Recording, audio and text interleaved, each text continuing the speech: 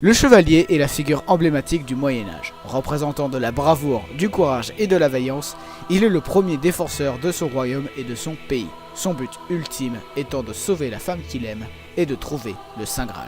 Bonjour à tous, bienvenue dans cette vidéo où nous allons parler des chevaliers et de leur histoire. Pour cette vidéo, nous allons parler de la tenue qu'ils portent, de leur rôle, de leur fonction, les chevaliers iconiques qui les représentent, ainsi que la mythologie autour de ces héros d'antan. La tenue. Le chevalier est remarquable entre mille grâce à plusieurs caractéristiques. Prenons par exemple une personne lambda et nous allons le rendre chevaleresque. Je sais, c'est compliqué, mais faites un effort.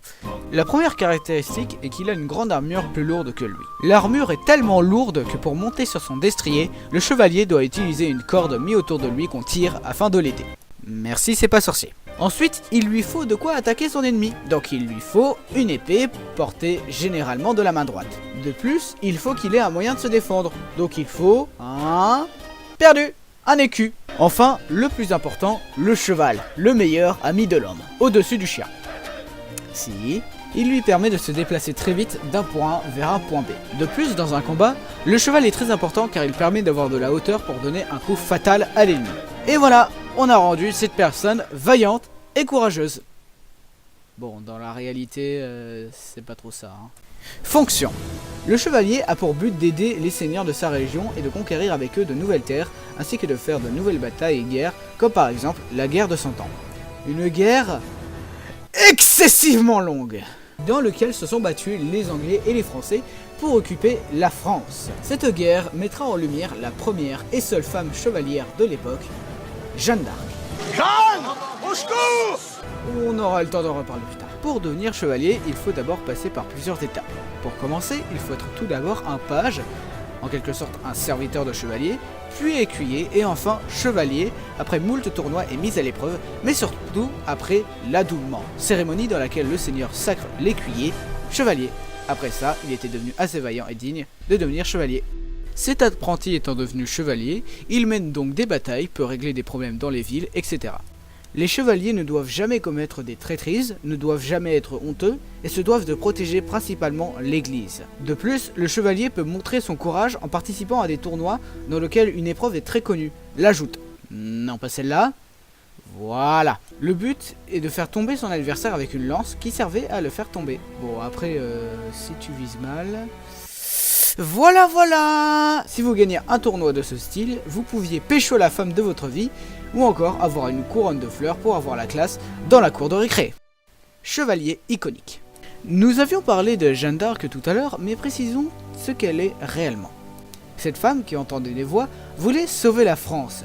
Elle ira donc faire des batailles avec son armure. Elle en gagnera certaines, notamment la bataille d'Orléans. Et comment bien la récompenser par ce qu'elle a fait? On la brûle, bien sûr! Sérieusement, les Français s'en foutaient tellement d'elle qu'ils ont même pas essayé de la sauver lorsqu'elle était aux mains des Anglais. Donc, elle a fini par cramer. Maintenant qu'on a parlé de Jeanne d'Arc, il existe d'autres personnages remarquables, comme par exemple le célèbre roi Arthur, pour lequel on aura le temps d'en reparler juste après dans la mythologie. Ensuite, nous avons le héros principal de la série mythique The Legend of Zelda, le héros du temps, Link.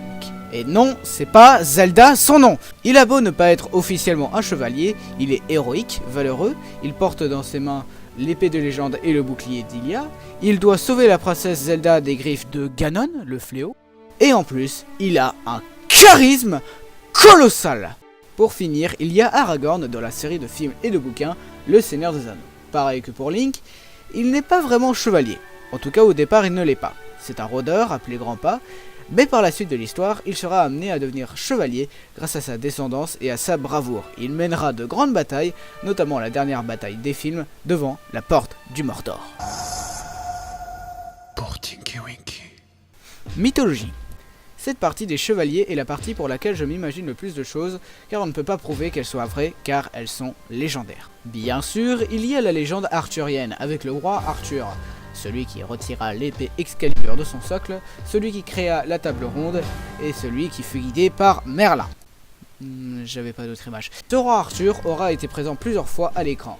Des fois c'était pas mal, des fois c'était un peu nul, et pour certaines séries, quand est-ce que sort le film? Non mais sérieux, j'en peux plus d'attendre. Ma partie préférée de cette légende arthurienne est la quête du Saint Graal, objet légendaire qui aurait recueilli le sang du Christ pendant la scène et qui donnerait des pouvoirs exceptionnels. Seul un chevalier au cœur pur pourra le trouver. Les nombreux textes autour sont excellents, notamment Perceval ou le Comte du Graal.